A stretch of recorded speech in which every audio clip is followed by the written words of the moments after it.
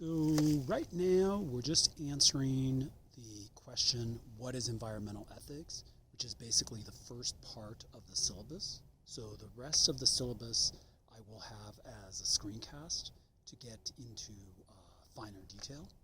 But first we're just going to look at the question, what is environmental ethics? Okay. So first and foremost, this question requires an understanding of ethics and morality, right? So to understand ethics is to consider the major theoretical positions consisting of, but not limited to, virtue ethics, natural law theory, utilitarianism, deontology, feminism, etc. So we'll be looking at those theoretical positions in this class. So once our moral history has taken into consideration once our moral history is taken into consideration in its own right, as great of a task as that is, we are still left with the other half of the question unanswered.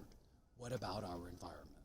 So in other words, there's a way that we're understanding theoretical positions, but also how is it that we're understanding those theoretical positions in relation to how we understand what the environment is, and more specifically, how is it that we're understanding our ethics in an environment, okay? So at its most basic understanding, the environment is actualized by the recognition of our immediate, private, and public surroundings, okay? So our home in the world has emotional content, a specific placement, a geographic location, a territory, a terrain. Yet we are linked to our environment in ways in which we don't entirely grasp. Okay? We are not always clear with our connection to the environment.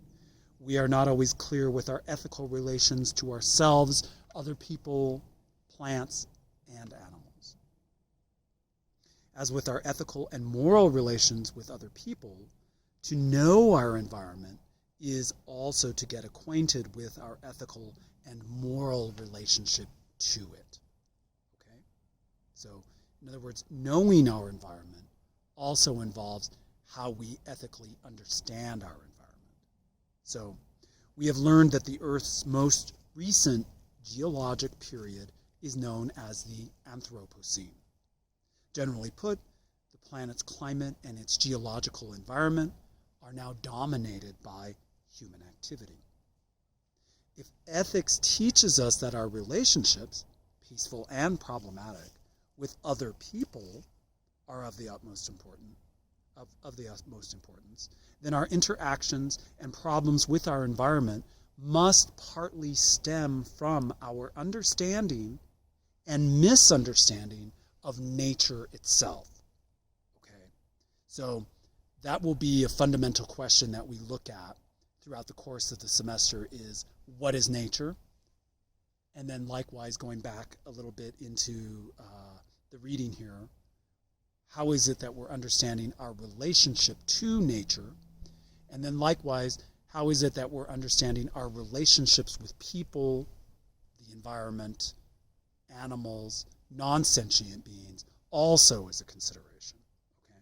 So to consider the Anthropocene, or the Anthropocene, is to know that we naturally mediate, reconfigure, we humans, humankind, naturally mediate, reconfigure, synthesize, reorganize, disrupt, and distort nature.